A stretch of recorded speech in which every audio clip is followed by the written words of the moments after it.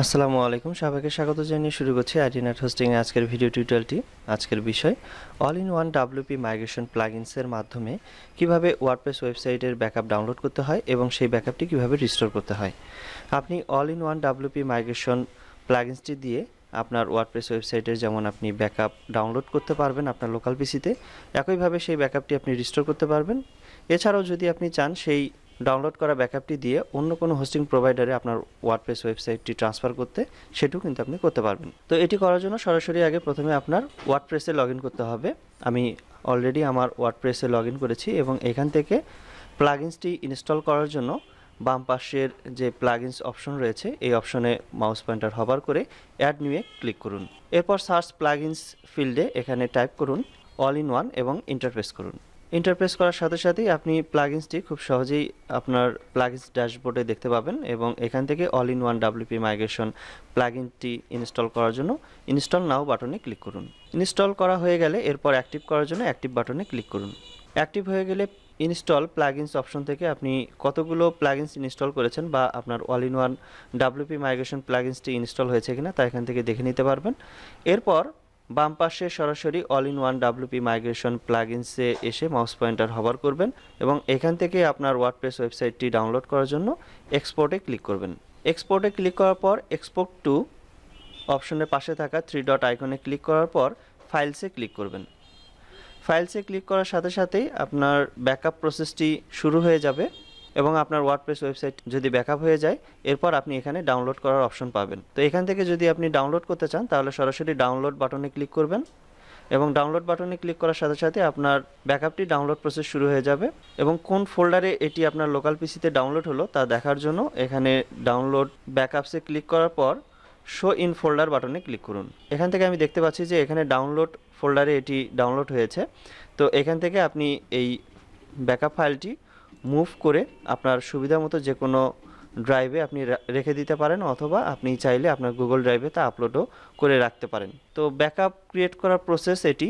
এখন যদি আপনি এই ব্যাকআপটি রিস্টোর করতে চান তাহলে একই প্রসেসে আপনি all in one WP migration প্লাগইনসে আসবেন এবং এখান থেকে ইম্পোর্টে ক্লিক করবেন। ইম্পোর্টে ক্লিক করার পর ইম্পোর্ট ফরম অপশনের পাশে যে 3 ডট আইকন আছে সেই 3 ডট আইকনে ক্লিক করবেন, এরপর ফাইলস বাটনে ক্লিক করবেন। তো এখানে কিন্তু ফ্রি যে প্লাগইনসটি রয়েছে এখানে আপনি 500 এমবি পর্যন্ত এখানে আপলোড করতে পারবেন। আর যদি আপনি আনলিমিটেড ফাইল সাইজ যদি আপনি আপলোড করতে চান তাহলে সরাসরি এই লিঙ্কে ক্লিক করবেন এবং এইখান থেকে আপনি পেইড প্লাগইনসটি রয়েছে আপনি এই পেইড প্লাগইনসটি আপনি এখান থেকে কিন্তু তা পারচেস করতে পারেন। তো যাই হোক, এই ট্যাবটি আমি কেটে দিচ্ছি এবং আমার ডাউনলোড করা ব্যাকআপ ফাইলটি এখানে রিস্টোর করার জন্য ইম্পোর্ট থেকে ফাইলস বাটনে ক্লিক করছি। এরপর আপনাকে সেই ফাইল লোকেশনে যেতে হবে যে ফাইল লোকেশনে বা ফোল্ডারে আপনি আপনার ব্যাকআপটি ডাউনলোড করে রেখেছেন। এরপর সেখান থেকে ব্যাকআপটি সিলেক্ট করার পর ওপেন বাটনে ক্লিক করুন। ওপেন বাটনে ক্লিক করার সাথে সাথে আপনার ব্যাকআপটি এখান থেকে ইম্পোর্ট হওয়া শুরু হবে এবং ইম্পোর্ট হয়ে গেলে তা এখানে সাকসেস মেসেজের মাধ্যমে তা দেখতে পাবেন। এরপর প্রসিড বাটনে ক্লিক করুন। এরপর আপনাকে দুইটি কাজ করতে হবে। একটি হচ্ছে যে আপনার পারমালিঙ্কে যেতে হবে, পারমালিঙ্কে যাওয়ার পর দুইবার পারমালিঙ্ক সেভ করতে হবে। তো এটি করার জন্য আমি এই লিঙ্কে ক্লিক করছি এবং আপনার পুনরায় আপনার ওয়ার্ডপ্রেসে লগ ইন করতে হবে। লগ ইন করা হয়ে গেলে পারমালিঙ্কে যাওয়ার জন্য বাম পাশে সেটিংস অপশনে মাউস পয়েন্টার হভার করলেই এখানে পারমালিঙ্ক অপশনটি দেখতে পাবেন এবং এখানে পারমালিঙ্কে ক্লিক করবেন। এরপর এখানে সেভ চেঞ্জেস বাটনে ক্লিক করবেন। প্রথমবার সেভ করা হয়ে গেলে দ্বিতীয়বার আবার সিলেক্ট করবেন এবং সেভ চেঞ্জেস বাটনে ক্লিক করবেন। তো এইভাবে পারমালিঙ্ক সাধারণত দুইবার সেভ করতে হয়। এরপর আপনি যদি অপশনালি আপনার প্লাগইনসগুলো রিভিউ করতে চান তাহলে সরাসরি আপনি ম্যানুয়ালি আপনার প্লাগইনসগুলো আপনি রিভিউ করতে পারেন যে সব কিছু ঠিকঠাক আছে কিনা এবং পোস্টগুলো আপনি দেখে নিতে পারেন। তো এটি হলো রিস্টোর প্রসেস। আর যদি আপনি আপনার ওয়ার্ডপ্রেস ওয়েবসাইটটি অন্য কোনো হোস্টিং প্রোভাইডারে ট্রান্সফার করতে চান তাহলে একই প্রসেসে হবে, শুধুমাত্র আপনি এই যে ইম্পোর্ট আমি করলাম এখান থেকে এই ইম্পোর্টটা করতে হবে আপনার নতুন হোস্টিং কন্ট্রোল প্যানেল থেকে।